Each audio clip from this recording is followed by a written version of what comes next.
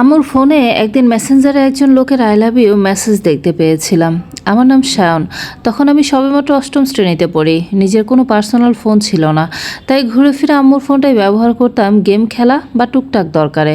স্ক্রিনে ভেসে ওঠা মেসেজের ওই তিনটে শব্দ সেদিন আমার ১৩ বছর বয়সী চড়ুই পাখির মতো মনটাকে এক ঝটকায় একটা খাঁচায় বন্দি করে ফেলেছিল। তিনি আম্মুর স্কুল বা কলেজ জীবনের বন্ধু। আব্বুর সাথেও তার সম্পর্কটা বেশ ভালোই ছিল। তার ঠিক ২ বছর পর এসএসসি পরীক্ষার ফল বের হওয়ার পর আব্বু আমাকে একটা নতুন মোবাইল কিনে দেন। নিজের ফোনে ফেসবুক আইডি খোলার পর বাবা মায়ের পরিচিত এবং শুভাকাঙ্ক্ষী ভেবে সেই লোকটাকে আমিও ফ্রেন্ড রিকোয়েস্ট পাঠিয়েছিলাম, যুক্ত হয়েছিলাম তার সাথে। কিন্তু ভেতরে ভেতরে একটা কাঁটা সবসময় বিঁধত, যা আমি কাউকে কখনো বলতে পারিনি। সেই কাঁটাটা বিষাক্ত হয়ে বুকে বিঁধল সেদিন, যখন সদ্য এসএসসি শেষ করা আমি একদিন আম্মুর ফোনের নোটিফিকেশনে আবার তার মেসেজ দেখলাম, শাড়িতেই তোমাকে বেশি সুন্দর লাগে। বুকের ভেতর কেমন যেন একটা আগুন জ্বলে উঠেছিল সেদিন। অপমানে, ক্ষোভে আর নিজের মায়ের সম্মানের ওপর অন্য কারো এমন নিস্পৃহ অধিকার দেখে আমি নিজেকে ধরে রাখতে পারিনি। নিজের আইডি থেকে সরাসরি তাকে মেসেঞ্জারে নক করে কড়া গলায় লিখেছিলাম, আমার মাকে যেন আর কোনোদিন আপনি মেসেজ না দেন।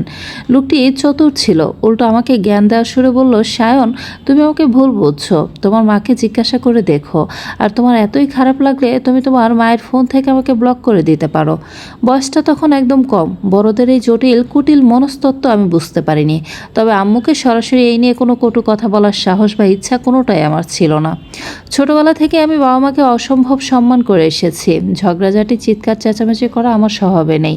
আম্মু পরে একদিন নিজে আমার মন খারাপ দেখে আমাকে বুঝিয়েছিল, ওনার কথার অন্য কোনো মানে নেই সায়ন। উনি আমাদের খুব খারাপ সময়ে অনেক বড় সাহায্য করেছিলেন। উনি শুধুই একজন ভালো বন্ধু। মনকে সান্ত্বনা দিয়েছিলাম, ভেবেছিলাম হয়তো আসলেই আমি ভুল বুঝছি। কিন্তু মানুষের জীবনে স্বাভাবিক ছন্দটা যে এত দ্রুত বদলে যেতে পারে তা আমার জানা ছিল না। এসএসসির এই ঘটনার পর যখন আমি ইন্টারমিডিয়েটে উঠলাম, ঠিক তখন থেকে আমার চিরচেনা মা যেন এক অচেনা মানুষের রূপ নিতে শুরু করলেন। হঠাৎ করে যেন মায়ের কাছে আমি পর হয়ে গেলাম। আমার প্রতি তার আচরণে এক অদ্ভুত অনাকাঙ্ক্ষিত কর্কশতা চলে এলো। সেদিন দুপুরের খাবারের টেবিলের ঘটনাটা আমার জীবনের এক বড় ধাক্কা ছিল। গরম ভাতের প্লেট সামনে ঠিক নিয়ে বসেছি।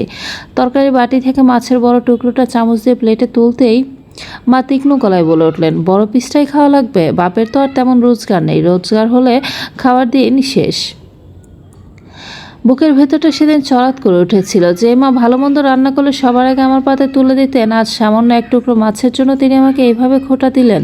শুধু আমাকেই নয়, কথায় কথায় আব্বুকে টেনে টেনে অপমান করাটা মায়ের রোজকার অভ্যাসে পরিণত হয়ে গেল। আব্বু মানুষটা ভীষণ শান্ত আর চাপা স্বভাবের। সারাদিন হাড় ভাঙা খাটুনি খেটে যখন ঘরে ফেরেন, মায়ের মুখ থেকে একটাও ভালো কথা তার কপালে জোটে না। মা এখন আর আব্বুর সাথে ভালো করে কথাই বলে না। সবসময় একটা অবহেলা, একটা তাচ্ছিল্যের সুর, যেন আব্বু এই সংসারের কেউ নয়, কেবলই একটা অপ্রয়োজনীয় আসবাবপত্র। আমি প্রায়ই দেখতাম মায়ের হাতে ফোন থাকলে মায়ের ফোনের কিপ্যাডের হালকা আওয়াজ আসছে। কার সাথে এত কথা মায়ের? সেই কলেজ জীবনের বন্ধু নাকি অন্য কেউ? আমি খাটে শুয়ে ছটফট করি। একদিকে আমার শ্রদ্ধের বাবা, যিনি নিজের সমস্ত সুখ বিসর্জন দিয়ে আমাদের হাসি মুখে দেখতে চান, আর অন্যদিকে আমার মা, যাকে আমি পৃথিবীর সবচেয়ে পবিত্র মানুষ বলে জানতাম। কিন্তু মায়ের এই নির্মম পরিবর্তন, আব্বুর প্রতি এই চরম অবহেলা আর আমাকে কথায় কথায় দেওয়া মানসিক যন্ত্রণা, সব কিছুর পেছনে কি তবে সেই মেসেজের মানুষটাই রয়েছে? একদিন দুপুরের ঘটনা। আব্বু অফিসে গিয়েছেন, আমি কলেজ থেকে একটু আগেই ফিরেছি। ড্রয়িং রুমের দরজাটা ভেজানো ছিল। আলতো করে ধাক্কা দিতে ভেতরে যা দেখলাম তাতে আমার পায়ের তলার মাটি সরে গেল। মা ড্রেসিং টেবিলের সামনে দাঁড়িয়ে আছেন, পরনে একটা গাঢ় নীল রঙের শাড়ি। মায়ের ঠোঁটে গাঢ় লাল লিপস্টিক, চুলে আলতো করে গোছা একটা তাজা গোলাপ, আর মায়ের হাতে ধরা ফোনটার ভিডিও কলের ক্যামেরা অন করা। মা হাসি মুখে ফোনের ওপাশে থাকা কারোর সাথে ভিডিও কলে কথা বলছেন। স্ক্রিনের ওপাশ থেকে পুরুষালী কণ্ঠ ভেসে এলো, বলেছিলাম না এই শাড়িটাই তোমাকে ঠিক আকাশের মতো দেখায়? আমার নিঃশ্বাস বন্ধ হয়ে আসছিল। দরজার হাতলটা শক্ত করে চেপে ধরলাম আমি। হাত কাঁপছে, চোখ ফেটে জল বেরিয়ে আসতে চাইছে। ঠিক তখনই মায়ের চোখ পড়ল দরজার ফাঁক দিয়ে দাঁড়িয়ে থাকা আমার উপর। মায়ের হাসি মুখটা পলকেই ফ্যাকাশে হয়ে গেল। মায়ের হাতে ফোনটা কাঁপতে কাঁপতে ড্রেসিং টেবিলের উপর রেখে দিল। ওপাশ থেকে তখনও সেই পুরুষালী কণ্ঠটা ভেসে আসছিল, কি হলো রেনু, চুপ করে গেলে কেন? মা তড়িঘড়ি করে কলটা কেটে দিলেন। আয়নায় মায়ের সেই লাল লিপস্টিক মাখা ঠোঁট দুটো তখন ভয়ে কাঁপছিল। যে মাকে আমি চিরকাল শাড়ির আঁচলে মুখ লুকানো এক সংসারী নারী হিসেবে দেখে এসেছি, আজ তার এই রূপ আমার কিশোর মনের সমস্ত বিশ্বাসকে এক নিমিষে গুঁড়িয়ে দিল। আমি একটা শব্দও করলাম না, শুধু একদলা তীব্র ঘৃণা আর কষ্ট গলার কাছে দলা পাকিয়ে এলো। মায়ের দিকে শেষবার তাকিয়ে আমি নিজের ঘরে দরজাটা ভেতর থেকে আটকে দিলাম। ড্রয়িং রুমের ওই নীল শাড়ি, লাল লিপস্টিক আর ফোনের ওপাশের কণ্ঠটা আমার ভেতরে অবিরাম হাতুড়ি পেটাতে লাগলো। সেদিন রাতে আব্বু যখন অফিস থেকে ফিরলেন তখন তার শরীরটা ক্লান্তিতে ভেঙে পড়েছিল, অথচ ডাইনিং টেবিলে খাবার দেওয়া ছিল না। মা নিজের ঘরে দরজা বন্ধ করে শুয়ে আছেন। আব্বু রান্নাঘরে গিয়েই নিজেই একটা প্লেটে ঠান্ডা ভাত বেড়ে নিলেন। আমি আড়াল থেকে দেখছিলাম। অতিরিক্ত পরিশ্রমে আব্বুর হাত দুটো কাঁপছিল। যে মানুষটা নিজের জীবনের সবটুকু রক্ত জল করে আমাদের ভালো রাখার চেষ্টা করছেন, তার এই পরিণতি আমি মেনে নিতে পারছিলাম না। আমার খুব ইচ্ছা করছিল আব্বুকে জড়িয়ে ধরে চিৎকার করে বলি, আব্বু আমি তোমাকে অনেক ভালোবাসি। আমাদের সংসারটা আর আগের মতো নেই, কিন্তু আমি পারিনি। এক চরম অপরাধবোধ আমাকে গ্রাস করে নিল। এরপর থেকে সংসারের ভাঙনটা আরও স্পষ্ট হতে শুরু করলো। মা এখন আর কোনো আড়াল রাখার প্রয়োজনও বোধ করেন না। রান্নাবান্না প্রায় বন্ধ, ঘরের কোণে ধুলোর আস্তরণ। আব্বু কিছু বলতে গেলে মা চিৎকার শুরু করে দেন, তোমার মতো অসফল পুরুষের সাথে সংসার করা আমার জীবনের সবচেয়ে বড় ভুল। কি দিয়েছো তুমি আমাকে? একটু ভালো শাড়ি, একটু ভালো গয়না, এসব দেওয়ার ক্ষমতা তো তোমার নেই, আবার মুখ ফুটে কথা বলতে আসো। আব্বু কোনো প্রতিবাদ করতেন না, শুধু মাথা নিচু করে বারান্দায় গিয়ে দাঁড়িয়ে থাকতেন। অন্ধকারের দিকে তাকিয়ে থাকা তার সেই পিঠটা দেখলে আমার বুকটা ফেটে যেত। একদিন কলেজ থেকে ফিরে দেখি ড্রয়িং রুমে এক অদ্ভুত নীরবতা। আব্বু সোফায় স্তব্ধ হয়ে বসে আছেন, তার হাতে মায়ের ফোন, মার সামনে দাঁড়িয়ে। চোখে কোনো অপরাধ বোধ নেই, বরং এক ধরনের উদ্ধত অহংকার। হ্যাঁ, আমি রাজীবকে ভালোবাসি।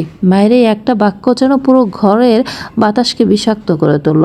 মা চিৎকার করে বলেছিলেন, ও আমাকে মর্যাদা দেয়, আমার সৌন্দর্যের প্রশংসা করে, আর তুমি সারা জীবন শুধু অভাব আর খাটুনি উপহার দিলে। আমি আর এই নরকে থাকতে পারবো না। আব্বু কাঁদছিলেন না, তার চোখ দুটো লাল হয়ে গিয়েছিল, কিন্তু মুখ দিয়ে একটা শব্দও বের হচ্ছিল না। মানুষের যখন সব কিছু শেষ হয়ে যায় তখন বোধ হয় সে এভাবেই পাথর হয়ে যায়। মা ঘরে গিয়ে আলমারি খুলে নিজের কাপড় চোপড় আর গয়নাগাটির ব্যাগ ভরতে লাগলেন। আমি মায়ের সামনে গিয়ে দাঁড়ালাম, অবরুদ্ধ গলায় বললাম, আম্মু তুমি চলে যাচ্ছ? মা আমার দিকে তাকালেন, কিন্তু সেই চোখে কোনো মাতৃত্ব ছিল না, ছিল এক অচেনা অন্ধ মোহ। মা কর্কশ গলায় বললেন, তোর বাপের সংসারে তোদের দুজনের অভাবের নাটক নিয়ে আর থাকতে পারলাম না সায়ন, আমাকে আটকাতে আসিস না। মা যখন রাজীবের পাঠানো গাড়িতে উঠে চলে যাচ্ছিলেন, আমি জানলা দিয়ে তাকিয়ে দেখলাম আকাশের বুকে কালো মেঘ জমেছে। একটা মানুষের ভুল ইচ্ছে আর পরকীয়ার লোভ কিভাবে একটা হাসিখুশি পরিবারকে শ্মশান বানিয়ে দিতে পারে তা আমি নিজের চোখে দেখলাম। মা চলে গেলেন ঠিকই, কিন্তু রেখে গেলেন এক ধ্বংসস্তূপ। ড্রয়িং রুমের কোণে মায়ের সে ফেলে যাওয়া তাজা গোলাপটা ততক্ষণে শুকিয়ে কালো হয়ে গেছে। আর সোফায় বসে থাকা আমার আব্বু, যিনি লিভিং রুমের শূন্যতার দিকে তাকিয়ে ফিসফিস করে বলেছিলেন, আমি তো কোনো কমতি রাখিনি সায়ন, তবে কেন এমন হলো? সংসারটা ভেঙে গেল। একটা মায়ের হাত ধরে যে বাড়িটা স্বর্গ হতে পারত, আর সেই মায়ের কারণেই তা একটা জীবন্ত নরকে পরিণত হলো।